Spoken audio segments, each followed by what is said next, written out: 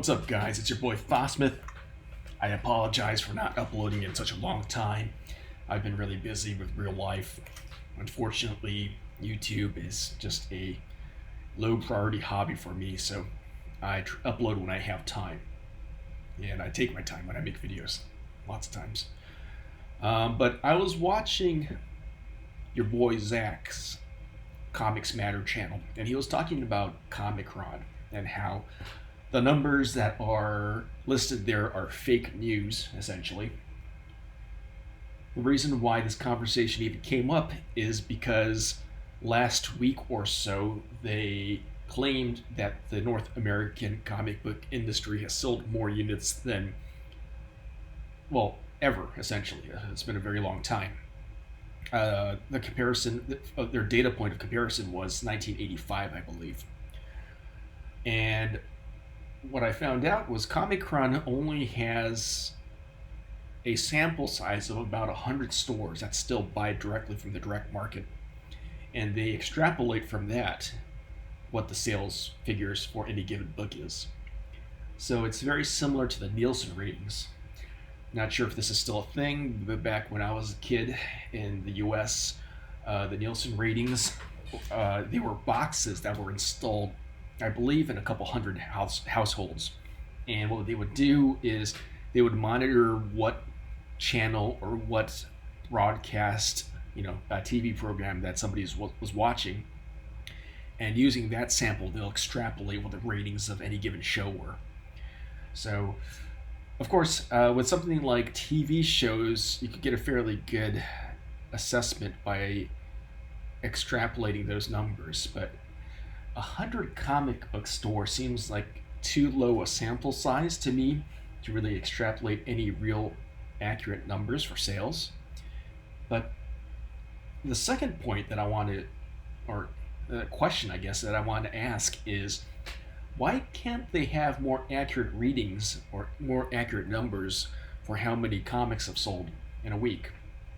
You would think that the comic book industry would be very, very keen about tracking just exactly how many books of something in particular has sold, so they could try to ride on that popularity, or they get a good litmus test for what they're doing correct or what's resonating with readers.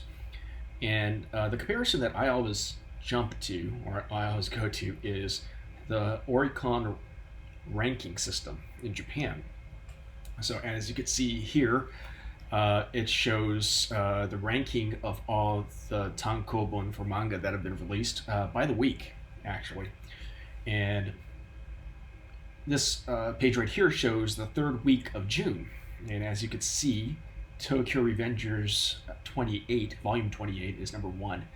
And it shows how many have sold right down to the book. 189,386. Number 2 is a comic called, I've been called out on this before. I use comic and manga interchangeably, but my excuse is that for the Oricon ranking, manga tankobon, the collected works, are called comics. So sorry, I'll flip back and forth. But when I say manga or comic, I just mean sequential art. I'm not being particular about where it's from. So this number 2 ranking one right here, Dakiya no Hitorigoto, volume 10, has sold 165,177 copies.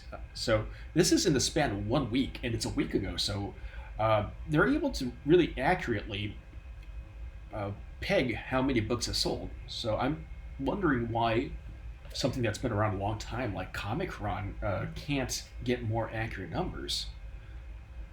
I would have to assume that it's, number one, that information is not readily available to them, that the publishers don't want to release that information. Or number 2, they're trying to make the numbers look better than what they are. That would be my only guess. Or I guess number 3 is that they're really clueless. They don't know what they're doing. But, having accurate numbers, sales numbers, seems to me to be the lifeblood of any publishing company. So I wonder why they don't have more exact numbers. It's really strange. All right, guys. It was Today wasn't a rant or review. It was just an honest question. If you have the answer, please comment. This has been your boy Fossmith. The world's crazy. If you like stuff like this, please like and subscribe. We're all gonna make it. Peace.